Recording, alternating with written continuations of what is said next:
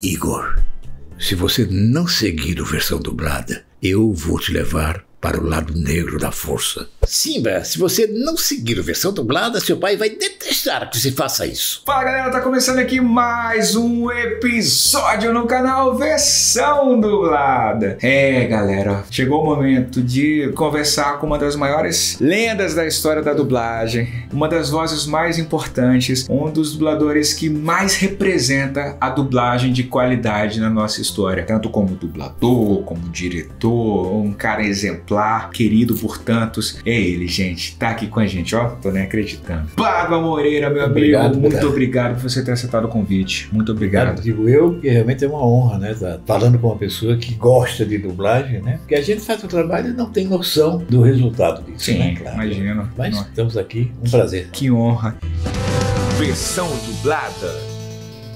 E deixa eu te fazer uma pergunta bem simbólica. Quando você fecha os olhos e lembra lá dos pátios, das conversas, dos amigos, para onde que o senhor viaja quando você fecha os olhos e lembra lá daquele início? Olha só, é difícil porque, primeiro, nós todos temos uma história, né, que vai sendo escrita, né, com cada pessoa, cada momento, cada coisa marca, né, são pessoas que a gente fica na lembrança. Hoje, porque à medida que o tempo passa, hoje, por exemplo, tem uma turma nova que está aí, mas eu lembro muito bem dos meus antigos companheiros, e a maioria já se foi, né?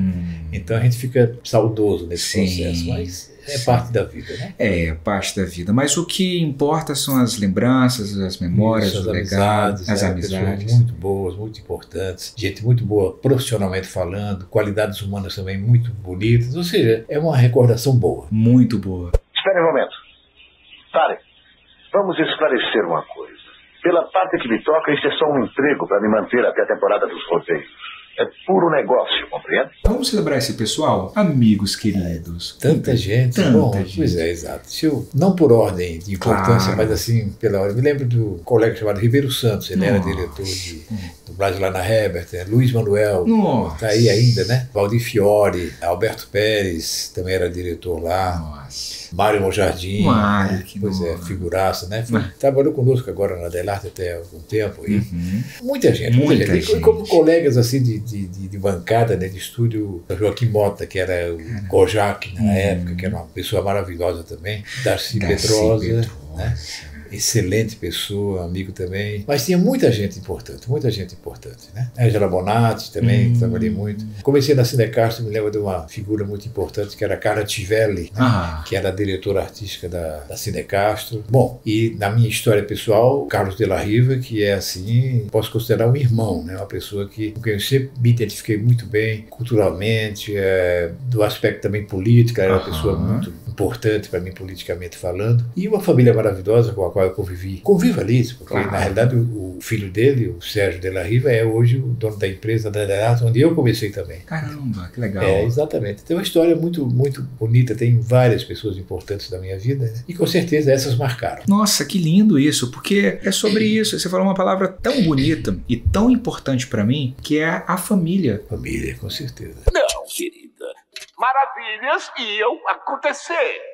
Pobre vagalume, ela é um pouco surda. A família da dublagem, como isso é importante, né, para a formação, porque eu imagino, claro, não peguei essa época, mas eu imagino que quando a dublagem surge para o mundo, principalmente para o Brasil, quando a dublagem é apresentada, não se tinha o que se tem hoje. Hoje, para mim, é fácil começar a dublar, é fácil, porque tem bons professores, bons diretores, mas lá atrás, qual era a referência? Você tinha que ser o pioneiro e aquilo tinha que ser algo bom. E por que a gente fala até hoje de dublagem? Por que a gente fala de dublagens que marcaram? Porque foi muito bem feito. Qual que é o segredo para entrar no estúdio, trabalhar de manhã, de tarde, de noite, de madrugada e ainda entregar um trabalho de qualidade? Bom, houve uma facilidade muito grande naquela época, né, que hoje não tem mais, né? Que naquela época não havia cursos de dublagem. É verdade. Né? Não havia, inclusive, na realidade, alguns nem eram atores profissionais, né? Alguns eram, outros não. Tanto é que isso foi regulamentado depois. Bem depois, né? Que eu sempre defendi essa tese de que só um ator pode dublar um ator. Lógico, evidente. Claro. Sempre dei esse exemplo, um pianista que perdeu o som, você vai botar um som, tem que ser um pianista, né? Claro. Lógico. Então, com o tempo a gente regulamentou isso e transformou a profissão de dublador privativa, né, de atores, pessoas formadas em artes cênicas. Pô, mas naquela época então não tinha isso. Então o que acontece? A gente tinha muita vivência, né, no estúdio, no dia a dia, não havia regulamentação, por exemplo, do pagamento, então a gente ganhava um determinado padrão, né, na época não me lembro bem, a gente ganhava por loops, pelo número de loops, né? Se a gente passasse 1 hora no estúdio, 2 ou 3 ou 10, o valor é o mesmo. Entendi. Entendeu? Então era fácil para você adquirir experiência, porque, vou dar um exemplo clássico que eu sempre dou, que é o seguinte, se um ator fosse escalado, um principiante, para dizer bom dia no início do filme, boa tarde no meio e boa noite no final do filme, ele ia ficar o dia inteiro no estúdio, porque ia pegar o todo e a sequência toda, né? Então eu ficava esperando a hora de dar o bom dia às 9 da manhã, de repente boa tarde às 2 da tarde, e estava lá no estúdio, e o boa noite às 9 da noite, pronto, ele tinha que ficar no estúdio o tempo todo, porque a dublagem era sequenciada, tinha outro esquema, né? Hoje em dia é bem diferente, você ia de acordo com a importância dos personagens, mas ia limpando o filme do loop 1, do primeiro trecho até o último trecho, entendeu? Resultado, isso facilitava também que você ficava no estúdio observando, aprendendo, ouvindo. Claro. Né? E você ia adquirindo conhecimento, adquirindo experiência. Claro, quando você ia aumentando também o nível de dificuldade, você tinha tempo para fazer isso. Se você demorasse 10 minutos a fazer um loop, não tinha importância, porque todo mundo ficava esperando.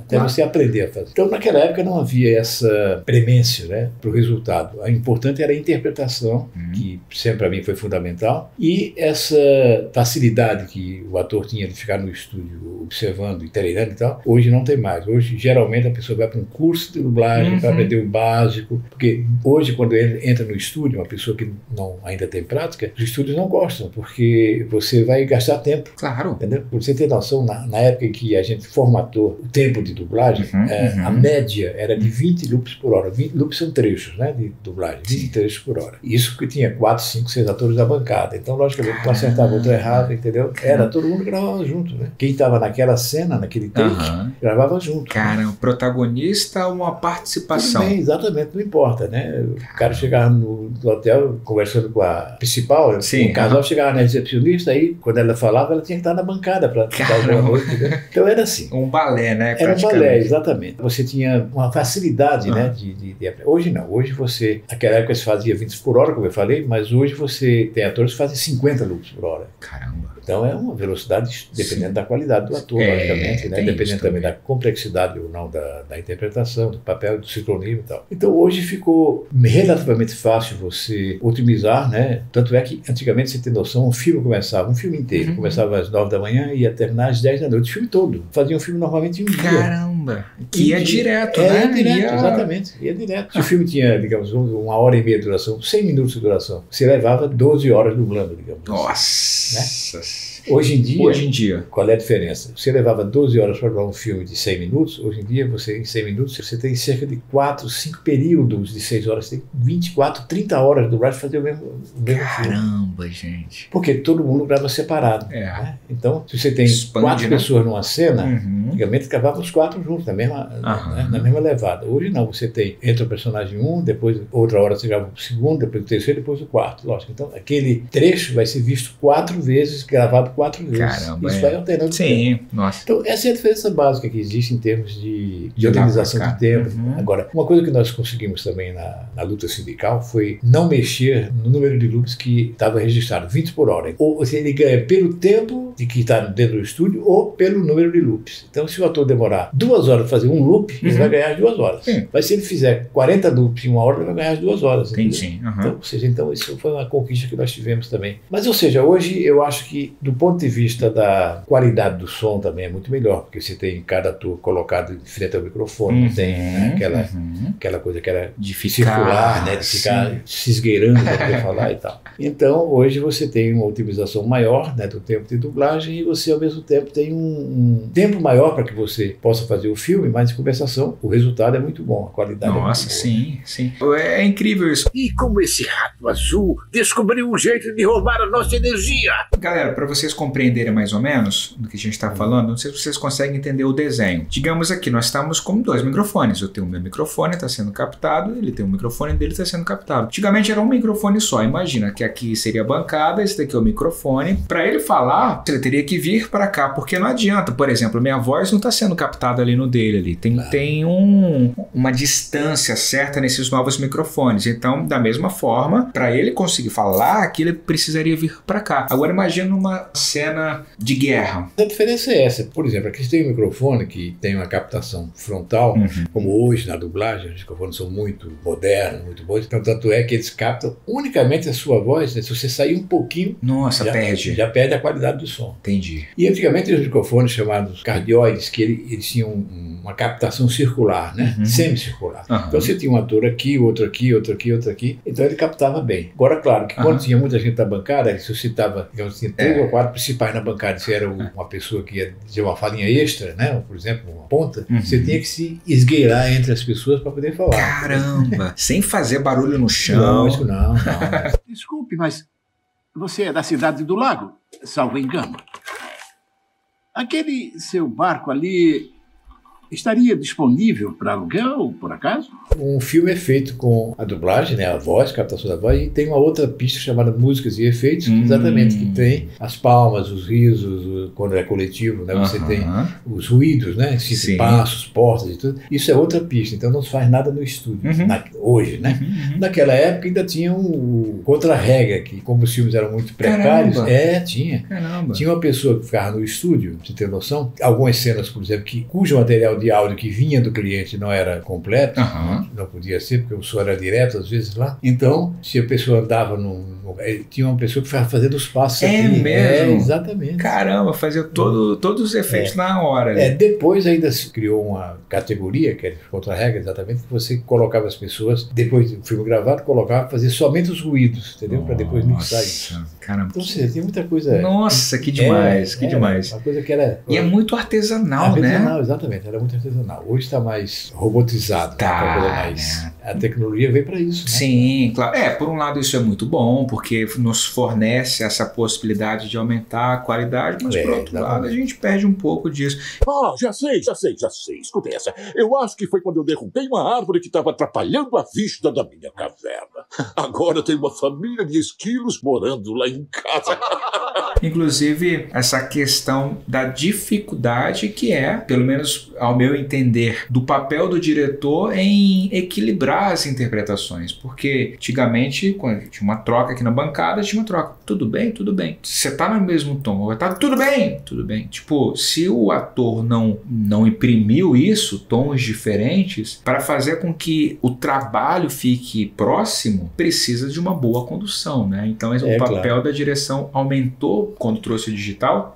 Aumentou pelo seguinte, porque na realidade você, na época em que era coletiva a gravação, digamos assim, você tinha o ensaio, né? Então geralmente se passava 2, 3, 4 vezes ensaiando antes de gravar, né? Tava o projetor rodando, a cena loop é por isso, porque era um anel, né? Então vinha, começava e terminava, começava e terminava. Então as pessoas iam ensaiando e o diretor, no caso, ia dizendo, olha, fala mais alto aquele ponto, você ia orientando. Que legal. Quando chegava a ocasião, você estava com uma coisa mais ou menos resolvida. Né? Agora, hoje não, hoje o ator entra no estúdio, pega o texto, o diretor geralmente dá a orientação do personagem, o personagem é assim, assado. Faz um ensaio. Um resumozinho. E os atores mais experientes já captam, né? Já a intenção, já captam tudo isso. Então, ele já tem uma visão mais completa do personagem e parte para a interpretação sem essa dificuldade toda. Então, o diretor orienta. Na minha maneira de ver, hoje em dia, o diretor orienta basicamente o sincronismo, né? Porque às vezes a pessoa... Mas tem um técnico também que está ali atento, a forma de onda, ver se está certinho no lugar e tal.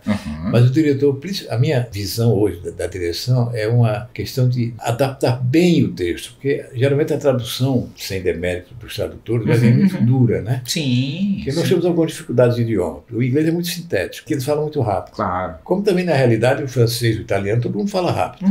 Do inglês para o português, há uma diferença muito grande. O que o inglês diz em 8 palavras, o português diz em 12. Nossa, sim. É muito curioso, né? Pois é. Então você tem que tentar adaptar o texto, cortando, né, tirando, sem perder o sentido, de forma que cai caiba no tempo certo, né? Então, essa adaptação eu acho muito importante e eu acho que termina distinguindo as diferentes qualidades ali, né? Sim, concordo 100%. Pois é. E é aquilo, né? Porque são coisas básicas que, para o nosso entender, parece ser, mas na prática às vezes não é. Por exemplo, no inglês. No inglês tem o but, né? Você estava falando lá, né? But. Mas, se a gente coloca isso no português, claro, eu vou te falar isso, mas a gente não fala assim. Exatamente. Então, se não tiver essa adaptação, porque quando for traduzir, vai ter um mais, vai ter um but ali no meio. Mas na hora de falar, se você fala assim... Exatamente. Uma coisa também do inglês, que até hoje eu estava falando no estúdio, que é o seguinte, o inglês, de uma forma geral, usa muito pronome, né? Se você está falando de você, o inglês fala, estou dando um exemplo, talvez exagerado, mas eu ontem fui em casa, quando eu cheguei em casa, eu falei com a minha mulher, e eu falei com o meu filho, e eu falei nesse sentido. Todas as frases têm pronome, geralmente, entendeu? Você pode pegar um texto em inglês que o pronome está sempre lá. E nós não falamos assim. E os tradutores, normalmente, estão colocando tudo, né? Porque ele pega, pela rapidez, porque tem que entregar também, ele pega do inglês e já vai traduzindo e vai embora, e sem nem pensar. Vai colocar o eu. Na dublagem você tem que cortar essas coisas, tem que colocar a coisa mais natural, evidente. E tem também uma coisa que eu ainda hoje também estava falando, são algumas construções que, como geralmente os tradutores não dublam, né? É muito raro ter um tradutor que dubla, então eles não têm noção da dificuldade de texto. Por exemplo, plurais. Nós aqui, quando precisamos usar os plurais, a gente não coloca, por exemplo, todos os exames, né? Mas os exames que foram feitos deram positivos. Você não precisa colocar todos os exames que foram feitos. E eles fazem muito isso. Então tem muita trava-língua, né? Que a gente tem que só anotando alguns exemplos, né? Mas na realidade não dá para traduzir isso para cá. Mas, ou seja, é uma adaptação constante que a gente tem que fazer para evitar os quebra-línguas, para evitar a dificuldade de entendimento, juntando isso com a velocidade com que tem que falar e com o fato de o português ser muito maior do que o... Vou dar um exemplo clássico, tem nada a ver com a qualidade da tradução, mas, por exemplo, o inglês diz LAPD, Los Angeles Department Police. Sim. Então ele fala, polícia de Los Angeles, fala LAPD. Se você colocar na tradução, onde é que você foi? Eu fui no departamento de polícia de Los Angeles, não vai caber nunca. E como é que faz a solução? Foi da polícia. Resolveu. Pois é, exatamente. Estou dando um exemplo, talvez exagerado, mas você tem noção de como as coisas são. Tá vendo, pessoal? Valorize sempre a nossa dublagem, porque é difícil, é aquilo que a gente falou, um trabalho artesanal, um trabalho que tem um cuidado, um zelo, uma preocupação. É a nossa versão, né? A versão brasileira. Exatamente. Não é hora de ficar chorando. Em momentos assim, você tem que erguer a cabeça e sorrir.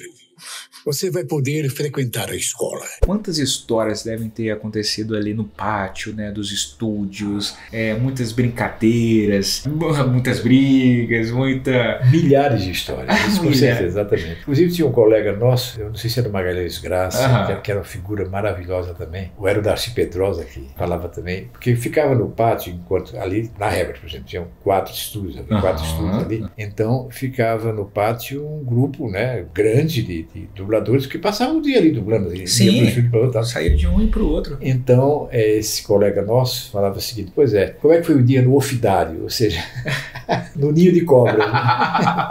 Só tinha cobras. Cobra não no sentido da qualidade, cobra no sentido do veneno. Ai, gente. Essa galera ali, talvez, Cleoni, você tem boas... Cleoni, claro. Cleoni também, pessoa maravilhosa. Tem boas histórias, o Cleoni? O Cleoni sempre tem boas histórias, né? Porque a gente não dá para gravar tudo de todos, né? Claro, evidentemente. A Cleoni sempre foi muito engraçada, né? Né? Espirituoso, tem muita gente boa. Tem uma história, aí me corrige, né, se eu estiver errado, mas o Cleoni tinha um jeito bem peculiar, né, de ser, né? Chegava, falava com as plantas, ele falava mesmo. Falava mesmo, claro. Cumprimentava. Cada uma. Se bem que essa coisa de planta, isso aí é uma questão independente. Claro. Mas é uma questão de consciência, vamos dizer assim, energética, né? Sim. Eu, por exemplo, eu sei que as plantas têm muita energia. Sim. Né? Muita energia. Sim. Entendeu? Então, por exemplo, eu, dependente de falar com as plantas, porque é tal coisa, as plantas reagem. Sim. Ele tem sempre os clássicos aí. Acho que era um cara que trabalhava com polígrafo lá nos Estados Unidos, e ele fez uma experiência maravilhosa. Ele botou polígrafo nas plantas dele, que ele tinha muitas plantas em casa, e quando ele estava longe, ele pensava nas plantas, as plantas reagiam em casa. Sério? Isso era Nossa! tem uma história muito... Bom, são seres vivos. outro. Né? Claro. Claro, a gente tem a mania de pensar que nós somos o ápice da criação e tal. Não, Entendeu? Na realidade, existem muitas formas de vida muito cheias de energia e tal. Com certeza. Então, as plantas são uma delas. Eu me lembro que, em uma ocasião, eu fui aconselhado até por alguém que entende disso, falou, quando você estiver mais tenso, abraça uma planta, abraça uma árvore. Legal, que legal. Você não faz ideia de o bem que faz isso. Que legal. É. Nossa. Então, existem muitas histórias sobre as plantas. O Leoni era um que tinha essa consciência, né? Muito legal. Estava à frente do tempo, né? Claro, com certeza. Não é nem à frente, é a pessoa que entende o mundo como é que se diz, um conjunto de energias, né? Verdade. Nós somos energia. E isso completamente. Não, que legal. E é isso, às vezes a gente acaba, eu penso muito dessa forma, quando a gente produz o bem, produz bons trabalhos, isso retorna pra gente de forma positiva, né? Suas intenções, suas ações, elas vão e voltam, né? Claro, eu não foge, sempre vai ser assim. Você não precisa de orientação, Anakin.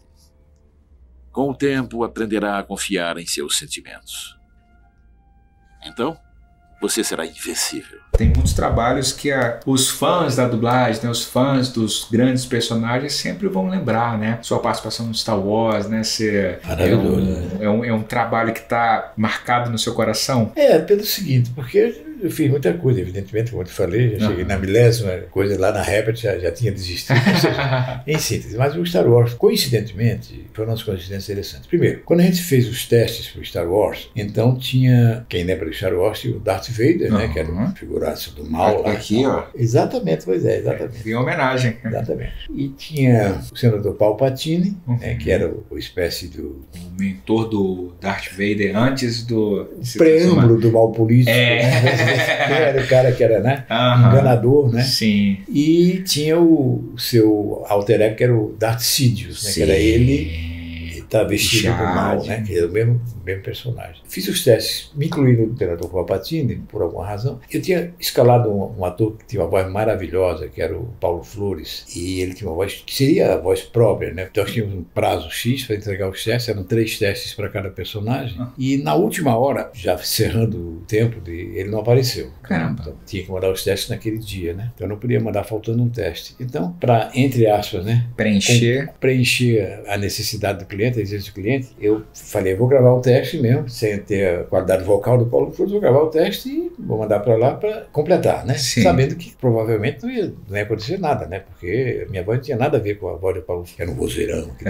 Quando chegou o resultado do teste, eu tinha sido aprovado por senador Palpatine e por Darth Vader. Olha só. Aí eu até mandei para o estúdio, que era, não me lembro qual era o estúdio, que eu falei, cara, escrevi para lá naquela primeira e-mail, não tinha WhatsApp, tinha nada. Eu escrevi para lá, escuta, eu fiz para completar, não, vai ser você mesmo, tudo bem. É isso. Então, terminei dublando o Darth Vader, claro que você grava com um tom mais baixo, um timbre mais baixo, mas tem o processo todo, tem a configuração técnica, né, do som, para poder dar aquele efeito daquela máscara que eu usava e tal. Mas então, são coisas curiosas, porque eu não pretendia fazer o Darth Vader, evidentemente, né, e terminou rolando. Nossa, ai, que história legal, cara, que história legal, que história maravilhosa, assim, porque às vezes, que nem você bem falou, as coisas acontecem na nossa vida, né? Star Wars, eu tenho certeza absoluta que o Paulo foi maravilhoso, né? Foi um gigante e tal, mas o seu trabalho é muito bem feito, é muito legal ali. O trabalho que você faz porque você gosta de fazer, né? Porque você, claro, aprende, né? Porque ninguém nasce sabendo, né? Então é um trabalho que tem que resultar bom, né? Porque você faz com gosto, você faz com... E eu acho o trabalho da dublagem muito importante. Não porque estou defendendo a minha profissão, mas por uma razão muito simples. Quando você tem um filme dublado, você vê o filme, você está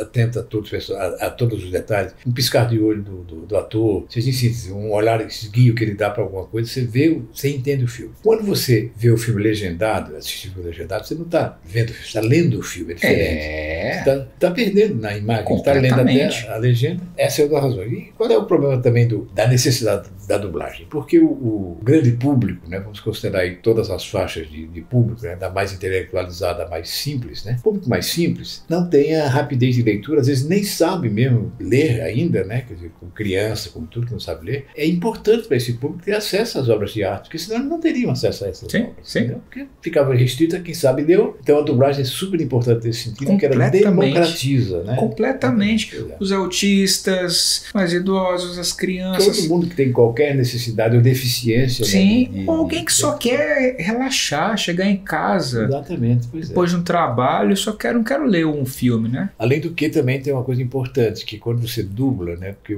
quando você tem um filme no original, você aceita tudo que vem no original. Sim. Dou como exemplo sempre isso, que é uma coisa que eu procuro evitar nos filmes que eu dirijo, que é o seguinte, o americano usa muito, né? Ele adora o verbo hate, odiar, né? Tudo que o americano é hate e ódio, né? Odiar é uma coisa muito pesada, muito pesada. Eu sempre, a não ser quando é absolutamente necessário por uma questão de resposta né? Mas quando eu posso, eu evito, eu coloco detesto, não gosto, abomino. Vocês, em síntese, saem pela tangente para não usar o verbo odiar. Sim. Você imagina, você usa eu odeio, odeio, odeio, num filme que vai ser visto por milhões de pessoas durante décadas, né? Porque os filmes ficam saem de uma televisão para outra, do cinema para televisão e tal. Então você está incutindo aquilo na cabeça da pessoa. Ódio, ódio, ódio, ódio. É uma coisa que eu acho que a dublagem também tem essa função. Ela tem que melhorar, né? Procurar melhorar o entendimento das pessoas, procurar melhorar o sentimento das pessoas e não piorar, né? Sim, de forma indireta acaba sendo uma escola, acaba sendo uma apresentação, que você bem falou, sobre a democratização da arte. Claro. E a arte, o papel da arte, além de emocionar, além de levar algo, é também formar, é também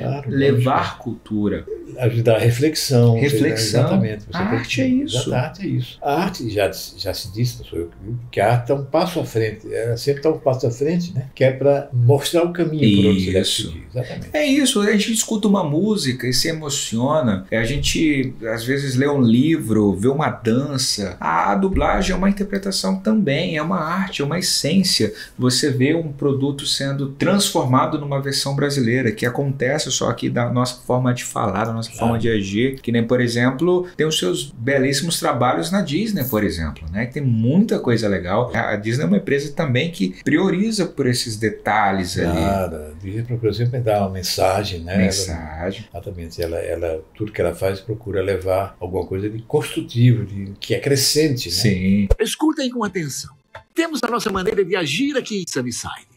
Se começar de baixo, cumprir obrigações, a vida pode ser um sonho que se realizou. E você tem um trabalho muito legal em Toy Story 3, né? Aquele ursinho. Pois é, o Lotus. O Lotus. Nossa, e aí? Como foi essa experiência? Não, isso é gozado. Isso aí porque tem um grande amigo, não começou comigo, mas começou na época que eu estava começando a dirigir também, que é o filho de um grande dublador, de um grande diretor também. Era Garcia Neto o nome do pai dele, né? Sim. E o filho chama-se Garcia Júnior. Dois queridos. E o Garcia Júnior, ele é uma pessoa extraordinária. Ainda hoje eu estive com ele lá no estúdio. Que legal. E ele não só aprendeu maravilhosamente bem, como ele se tornou também um ícone da dublagem. Né? Então, resultado. A gente fez muita coisa boa, né, juntos. Não só ele como ator, né, fazendo as coisas que quando eu dirigia, como depois quando ele passou a dirigir, né, fez coisas maravilhosas. E ele foi assim o homem da Disney na América Latina. Sim. Depois, questões políticas e tal, saiu, resolveu sair. Mas o fato é que ele, quando estava fazendo esse filme, Toy Story,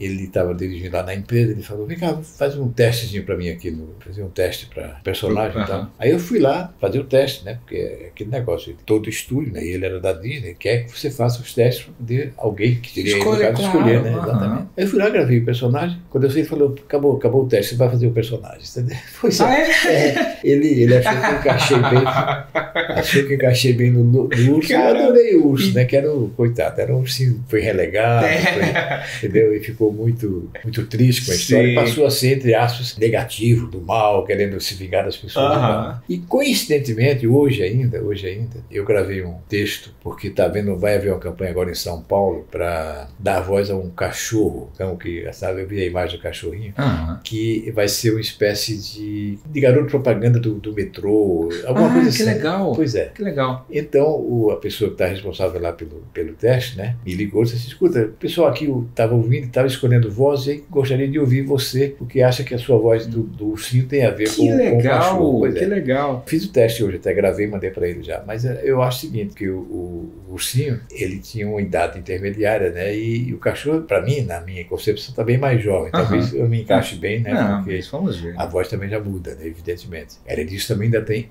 o pigarro, né, mas do cigarro. Você sabe que a gente, naquela época, era um absurdo absurdo, né? Hoje em dia, graças a Deus, o pessoal está tendo mais consciência disso, né? Naquela época, o fumar era obrigatório. Você tinha que fumar, né? Para ser socialmente aceito. Era obrigatório. É mesmo? Exatamente. Nossa. O rapaz, se não fumasse, era excluído do grupo, entendeu? A gente aprendia a fumar aos 13, 14 anos. Era obrigatório, é loucura isso, né? Cara, é inimaginável. O careta não existia. Você tinha que... Para aprender a fumar, eu me lembro que eu gasguei muito, tossi muito, mas insisti até aprender, né? Lógico. Até acostumar o organismo. Sim. Bom, em síntese, e isso, você tem noção, na época da dublagem que a gente fazia em conjunto, né? Você tem noção de como era o nível. Todo mundo fumava. Né? Mentira. Dentro do estúdio. Mentira. Então, tinha 10 pessoas no estúdio, tinha uma caixa de areia desse tamanho que era... Mentira. Exatamente. É sério. E como era projetor, né? Eu tinha um projetor atrás, botava na tela, tinha ocasiões que tinha tanta fumaça do estúdio que você não conseguia ver a tela, né? Não passava. Nossa. Não passava. Agora você imagina todo mundo respirando isso o tempo inteiro, que loucura, né? Tem uma colega nossa chamada Selma Lopes, que é uma das expoentes, né? Maravilhosa. Maravilhosa, fez grandes coisas, que ela nunca fumou na vida, nunca. Aí um dia ela teve um problema com ela, foi pro médico, o médico fez o exame e falou: a senhora tem que parar de fumar agora. Caramba! Ela falou: eu nunca fumei. Você vê como ela foi contaminada, né? Meu Deus! É sério? Sério. É uma coisa também histórica. Né? Nossa, gente! Tem toda essa cultura. Eu falei isso porque hoje eu estou com pigarro resquício daquela época. Um dia, graças a Deus, ganhei consciência e disparei no ato. Né? Tá certo. E a Disney realmente assim, teve um papel muito importante ali na educação mesmo assim, das crianças, no modo geral. E o Garcia Júnior também com esse papel importantíssimo também das escolhas precisas, né? Uma boa direção. Muito. Inclusive, um abraço, Garcia Júnior. Não sei se você vai estar vendo esse vídeo, mas um abraço para você. Eu soltaria a princesa, mas recebo ordens de Jafar. Terá que falar com ele. Tem outros trabalhos também, na época do Aladdin, se fez, né? Fez. Naquela época a gente fazia tudo que aparecia, né? Muito legal. Não, muito legal. São muitas histórias, muitos trabalhos, né? O Azul, né? Do Aladdin, exatamente. Né? E uma coisa também que eu gosto de lembrar, eu sempre dublei o Michael Caine, né? Que fazia, Michael Caine. Ele fez vários filmes muito bons. E uma coisa que me marcou é que ele fazia o mordomo do Batman, né? Então eu dublei muito. Que legal. Todas as séries, todos os filmes do Batman, eu dublei o Michael Caine, né? Uma curiosidade agora, ele fez o mordomo do Batman, o senhor também fez um jogo que era o mordomo, que era o Alfred também, que era o mordomo do Batman mesmo, que era o Alfred. Sim. Lembrou? Que não era o ator, mas... Era sim, o mordomo. E aí, como foi reprisar esse papel assim? Não é um papel, né? Mas é um... Sim, a gente já tem o personagem na cabeça, você faz. Agora, que legal. Exatamente, aquela maneira clássica de falar e tal. Assim. Que legal. Esses atores incríveis, assim, eles dão um trabalho para fazer? Preferem mais animação ou não tem preferência? Não tem preferência, não. Porque, gozado, o bom trabalho, os bons atores, né, sejam live action, seja em desenho, seja... Os bons atores, eles se tornam fáceis de representar. É verdade. Porque eles são bons. É verdade. É só você seguir a dica que ele dá, né? Porque já está pronto, né? Independente do idioma, ele dá um sentimento que ele coloca, né? Já tá a interpretação já está ali, é só seguir. Não, esses trabalhos de animações, tipo com Ratatouille, tem o Aladdin, né? O Rei Leão. Rei Leão, exatamente. Eu fiz os azuis, né? Que era um passarinho. Muito engraçado. Muito bom. Valorizem a boa dublagem, que é essencial, e se inscrevam na versão dublada, né? Que é um trabalho maravilhoso. Tenho certeza de que quem gosta de dublagem, como estou vendo aqui, né? Que gosta, é uma pessoa que admira, sabe o valor da arte, né? E vocês, público, vocês que fazem parte do público, tem que valorizar essas pessoas que se colocam à disposição da divulgação dessa arte, que eu acho a arte maravilhosa. Muito obrigado. Você não é um vigilante veterano. É um jovem com um fundo fiduciário e muita raiva. Você está fora de si. E não quero que esse seja o seu fim. Eu só tenho que te agradecer por tudo, por todos os trabalhos que você sempre faz e ainda fará. É muito gratificante, muito importante também ressaltar essas histórias. Como eu falei, são muitos trabalhos. Eu sou daquele tipo de pessoa, né, que eu nunca fui, entre aspas, assim, vaidoso. Eu admiro isso. Tem colegas que guardam tudo. E eu fiz tal personagem. Semana passada, se eu fiz alguma coisa, já não lembro. Já está no escaneio. É isso. Nós, fãs, lembraremos sempre dos seus trabalhos, porque eles ficam marcados. Pode ficar tranquilo que a gente vai lembrar todos os trabalhos de direção também, primorosos. A lista é grande. Matrix, né? Imagina. Harry Potter. Grande série, né? Grande série. Então, maravilha. Exatamente. Se pegar uma garotada e pegar gigantes assim na dublagem, assim, deve ter sido uma experiência bem incrível, né? Porque na realidade a garotada que eu peguei, por exemplo, graças a Deus, eu sempre tive a sorte, né, de saber reconhecer os talentos. Legal. Né? O pessoal hoje, a maioria está dirigindo. Começaram comigo, né, na ocasião. Sim. Essas pessoas, esses garotos, né, garotas que começaram comigo. E a gente sente quando a pessoa tem o feeling, tem a coisa, então vai dar certo. Aí deu certo, graças a Deus. E sempre que surge uma pessoa nova na dublagem, que eu sinto ter qualidade, eu gosto da dar oportunidade, de continuar incentivando. Legal. Porque a dublagem tem que se reciclar, né? As pessoas vão indo embora, né? Então você tem que criar um elenco novo, né? Então, da mesma qualidade, claro, né? Não pode deixar ir embora. Porque é isso, né? A qualidade da dublagem que nós temos hoje é justamente por conta de esforços como esse seu. Exatamente. De valorizar quem é bom. Então, muito legal. Harry, quando a ligação for interrompida, precisa chegar à chave do portal. Podemos aguentar alguns instantes para que você tenha tempo, mas só alguns instantes, entendeu? Como é a sensação de ver esses talentos hoje sendo expostos assim para o público como direção? É gratificante, porque na realidade você sabe que você ajudou, né, alguém, deu condições a alguém para que a pessoa se desenvolvesse com o potencial que ele tem, né, com a qualidade que ele tem, e que chegasse ao ponto que todo mundo aspira, né, que chegar a um ponto bom, né, na profissão, um ponto de projeção na profissão. Eu acho que ajudar é muito importante. Sempre. Claro.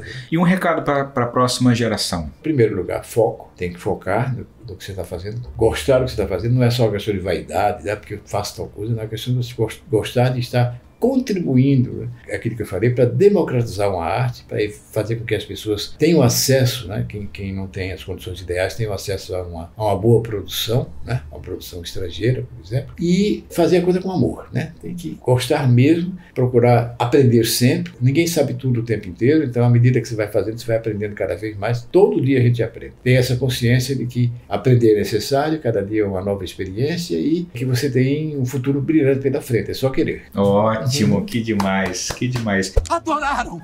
Outros clientes já perguntaram o que é e estão pedindo também. Eu tenho mais 7 pedidos. E pra gente começar a caminhar pro final do nosso bate-papo, né? Enfim, por mim eu ficaria horas e horas e horas falando. Eu adoro ver essas histórias. Eu sou particularmente muito fã do seu trabalho, de tudo que você fez como dublador, diretor. Perguntas como, por exemplo, se tem algum top 3, talvez, de... Não vou dizer melhor, porque é muito difícil falar o que é melhor, o que é pior. Mas trabalhos que marcaram, assim, o seu coração, que você leva pro coração, como atores, por exemplo, um ator que você gostou muito de dublar, tem um top 3, digamos assim? Olha só, como eu te falei, eu tenho uma memória um pouco seletiva, né? Porque na realidade a gente vai jogando para a caixinha de trás, claro, né? Entendeu? E eu tenho, se é um defeito, né? Eu não procuro não ser vaidoso, coisa que eu, sabe, eu não gosto do holofote, entendeu? Gozado. Eu nasci para fazer atrás das câmeras, exatamente. Eu tive uma época na Globo em que eu comecei a fazer novela lá e tal, mas aí não gostei não. É mesmo? É mesmo. Porque eu acho que o trabalho que eu faço da dublagem, eu acho melhor do que o trabalho em frente às câmeras. Entendi. Eu não tenho essa coisa assim de guardar na memória, fiz tal coisa. Eu gosto dos azul do passarinho que eu fiz, né? Ainda não, senhor. E com uma atitude dessas, receio que você acabe se tornando um rei muito patético. Gosto, evidentemente, do Star Wars, do Guerra nas Estrelas, né? Daquela coisa do Luke, I am your father. Muito bom. Pois é, aquela coisa assim. E porque transmite, né? Tem que ter uma emoção muito grande nesse processo. Sim. Onde está Padmé? Ela está a salvo. Ela está bem. E Michael Caine também é uma pessoa que eu adoro dublar, né? Alguns homens não procuram nada lógico, como dinheiro. Eles não são compráveis, ameaçáveis, razoáveis ou negociáveis. Alguns homens só querem ver o circo pegar fogo. E eu fiz muita coisa. Na época que eu comecei, por exemplo, tinha uma série que eu adorava chamada Toma, era um detetive. Isso ninguém vai lembrar, porque foi na década de 70, né? Caramba. Então, mas era um cara muito bom também, entendeu? Ou seja, tem bons atores. Você tem noção, eu fiz até o Spencer Tracy. Quando eu tinha 30 anos, fazia o Spencer Tracy, que era 70. Era uma loucura, entendeu? Uma vez, há muito tempo, ela teria salvado eles, sabe? Ela teria salvado todos. Nos anos 70 teve Planeta dos Macacos também, não teve? Lembra do Planeta dos Macacos? Lembro. Pois é, eu fiz também o macaco. Sim, o líder lá, né? O líder lá, esqueci o nome dele, mas era muito bom também. Era bom, divertido. Muito bom. Entendeu? Ou seja, à medida que a gente vai lembrando, coisas que eu gostei muito de fazer, né? Sim. E o que é que eu gosto mais de fazer, o que eu vou continuar fazendo. Ou seja, perfeito. Tem que aparecer. Perfeito. Muito bom. Sim, talvez seja inteligente, mas também ele é louco. Mais uma última pergunta só pra gente encerrar. E antes disso, pessoal, eu só queria convidar vocês para vocês se inscreverem no canal. Se inscreva no canal, deixa nos comentários o que vocês estão achando, deixa uma mensagem carinhosa pro Pablo, porque eu tenho certeza que ele vai adorar. Deixa o seu personagem favorito que ele faz, o melhor trabalho de direção que vocês acham, ou aquele que marcou mais, ou os vários, né? Porque é difícil escolher um, não imagina só. Mas deixa nos comentários, tá bom? E uma última pergunta. Se a dublagem fosse uma pessoa, o que você falaria para ela? Eu diria unicamente isso. Olha, obrigado por você ter esse conteúdo, né? Ter essa missão de transmitir cultura, alegria, transmitir reflexão, né? E ajudar as pessoas a ficarem cada vez melhores. Nossa, lindo. Este navio tem um propósito outra vez, mas aonde vamos? Ela não pode ir. Um dia em terra, 10 anos no mar. E ó, vou falar aqui os personagens e você me diz se você consegue fazer. Seria o Darth Vader, né, Lógico? Igor, se você não seguir a versão dublada, eu vou te levar para o lado negro da força. Ai, meu Deus do céu, muito bom, muito bom. Zazu, lembra? Simba, se você não seguir a versão dublada, seu pai vai detestar que você faça isso. Muito bom, muito bom, muito bom, muito bom, genial. Sorte de não ter sido o coração. O coração não pode ser mudado com facilidade, mas a cabeça é fácil de convencer. E esse foi o Versão Dublada com Pablo Moreira aqui no Versão Dublada, um episódio muito emocionante. Eu fico muito feliz, muito honrado de ter, né, feito esse encontro. Muito obrigado. Eu que agradeço, tá? Estamos às ordens aí, qualquer coisa, sempre. Tá bom? É isso, gente. E ó, já sabem, Versão Dublada, fui!